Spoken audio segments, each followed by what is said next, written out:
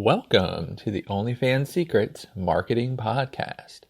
The goal of this podcast is to help both new and established OnlyFans creators learn the basics of online branding, marketing, and promotion to help you make more money with your content and maximize your time online. My name is Richard Lewis, and I have over 20 years of internet marketing experience. So let's get started with today's topic. That topic is Sunday Secrets 5, answering listeners' OnlyFans questions.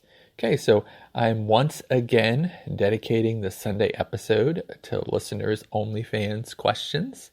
This has become a very popular episode topic, so I'm glad everyone is enjoying it. All right, so let's get to the questions. All right, so a listener in Minnetonka, Minnesota asks, you mentioned a lot about posting regularly on your OnlyFans page. What do you consider regular posting, and how much should I post? What if I don't want to post on weekends? Okay, so that's a great question. I definitely have talked a lot about being consistent with your posting. So I would definitely recommend minimum one post a day. Probably 2 posts a day, Monday through Friday would be ideal. If you are not looking to, work on the weekends, you can always bank content to post on the weekends. Maybe change it up so that you are posting maybe pictures during the week and then you save your videos for the weekend and you post both of those on the weekend. That way people will be excited for that content, but you'll be able to sort of walk away and have a life during the weekend. So your posting also should grow as your followers grow. So, if you have more people, following and subscribing to your page, I would increase the amount of content, as things go along to help spur on further growth. But as far as regular posting, what I recommend, preferably every day.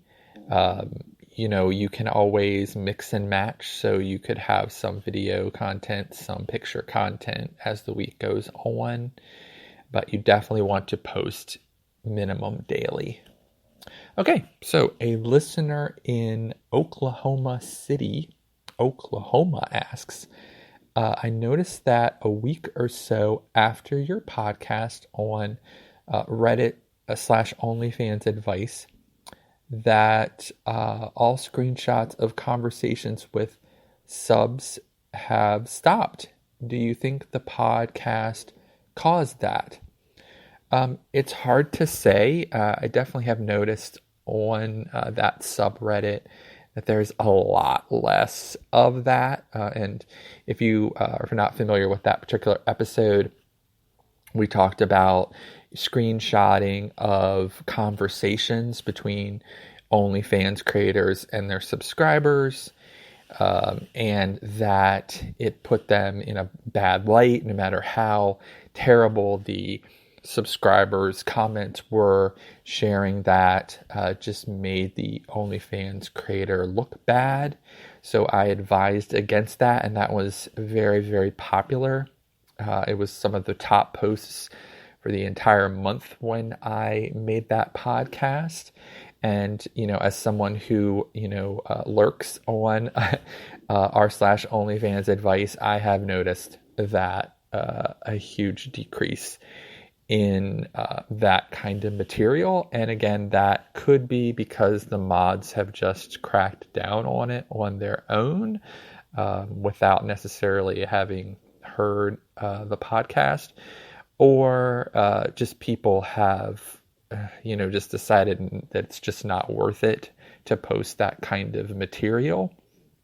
But hopefully we've had a positive impact as far as the podcast, letting people know not to post that kind of material, and that it's just, as I mentioned, just not not worth, the negative ramifications that can come from it, because as I mentioned, all Reddits are pretty much just open to anyone.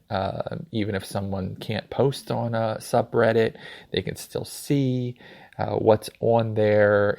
Google might still crawl what's on there. It's just all out there for people to see. So I definitely have advised, keeping yourself safe on Reddit by not, posting too much information and, conversations, all of that, because it can all be kind of traced back to you. People will figure out, okay, this is, this person is the person who revealed out, what this private conversation was supposed to be. Okay, so next question. A listener in Fayetteville, North Carolina asks, right, so I've been creating content for a while, and I've noticed one creator who is copying my content and adds picture for picture, word for word. Is there any way to stop her? Okay, so I have mentioned in the podcast, that successful people, when you're successful, you can expect copycats. I have advised people not to do, word for word copying of, different creators, but you certainly can use things that are examples and say, okay, well, I need to add my own spin to that. When people are in a particular niche, they are going to have similar content, but it sounds to me like the listener in Fayetteville, that this person has seen what you're doing and is just simply replicating it with themselves. I'm assuming that that's what you mean, that they're, taking the sort of pictures that you take and using the similar ad copy. Unfortunately, you're just going to have to concentrate on yourself and your own production, the amount of time it's going to take you. And also you have, the Streisand effect, in play, which is basically a concept that says when you bring to light someone else's issues, you're basically taking all of your fame and you're putting it on that. So many times I've seen, especially on Twitter, people, stealing my tweets, that I've done myself. And then you want to say, oh, okay, look, everyone, this person stole my tweets, but now you're taking your large audience and shining it on that account. So unfortunately, you're just going to have to, now if they're using your own, material, obviously you can, let them know to stop doing that. But if they're taking their own pictures and just simply mimicking what you're doing, unfortunately, you're just going to have to let it go and move on and try to think of, new ideas, because again, you are obviously very creative and able to make things that people want to copy. So, your energy is better spent on, coming up with new ideas and promoting yourself rather than necessarily, concerning yourself with this copycat. Okay, great. So next question, a listener in Calgary, Alberta, Canada asks, I see a lot of creators with spin the wheel games on their OnlyFans pages. Do you advise this method to get interaction? Okay, so if you're not familiar with spin the wheel, it's sort of a concept, it's like an image, and then, people have sort of what's kind of a contest. So, if the subscriber, spins it and gets this, then they'll get a particular prize. Again, here's the problem with that. The terms and services of OnlyFans forbid all of those kind of things. They forbid sweepstakes, they forbid gambling of any kind.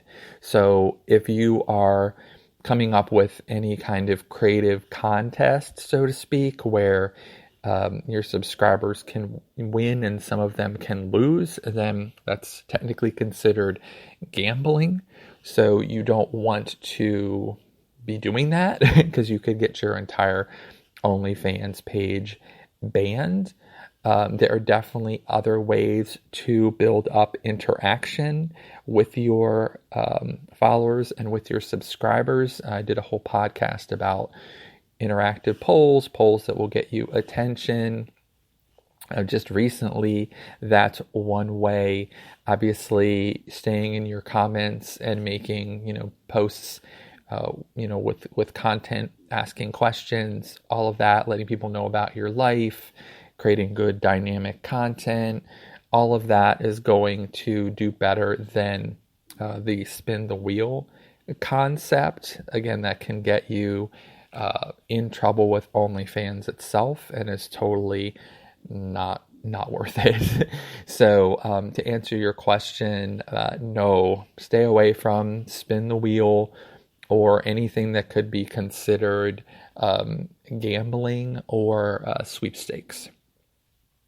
Okay, great. So last question. A listener in Honolulu, Hawaii, I wish I was there, asks, I'm looking to utilize Tinder to pick up interest in my OnlyFans.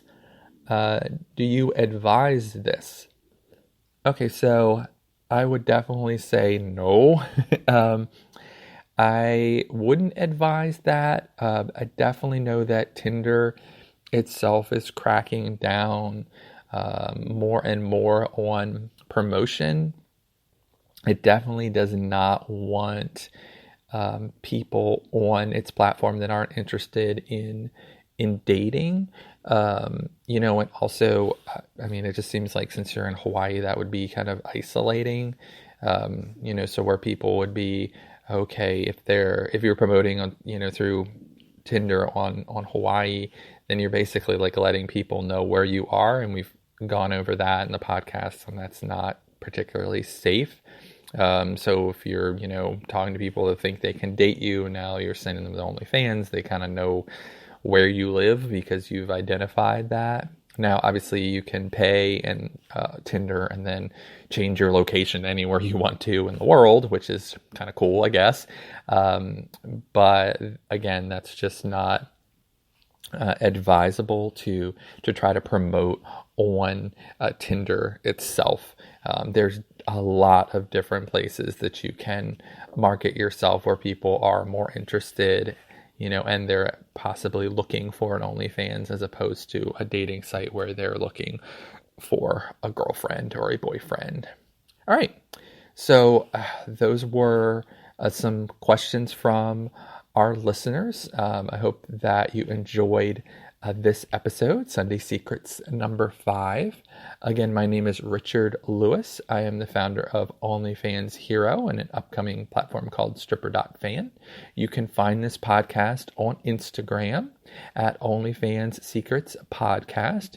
You can also find us on Reddit at the subreddit of r/OnlyFans Secrets, which is a marketing subreddit. And you can also find us on OnlyFans itself at onlyfans.com/OnlyFansHero, where you can subscribe and follow us for free on there for the latest updates on this podcast. And we're also on TikTok at OF Secrets Podcast.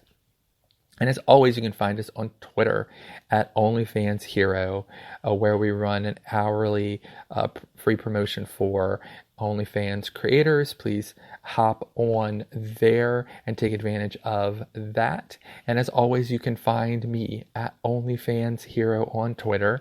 And if you have any questions about the podcast, any questions about OnlyFans, want a question that you have included in our next Sunday Secrets episode, feel free to write me on Twitter or on OnlyFans about that. And as always, if you have the opportunity to leave a review for this podcast, I really would appreciate that. And I really appreciate you guys listening to this podcast, continue to support this podcast. It means so much to me. And I hope you guys have a great rest of your day.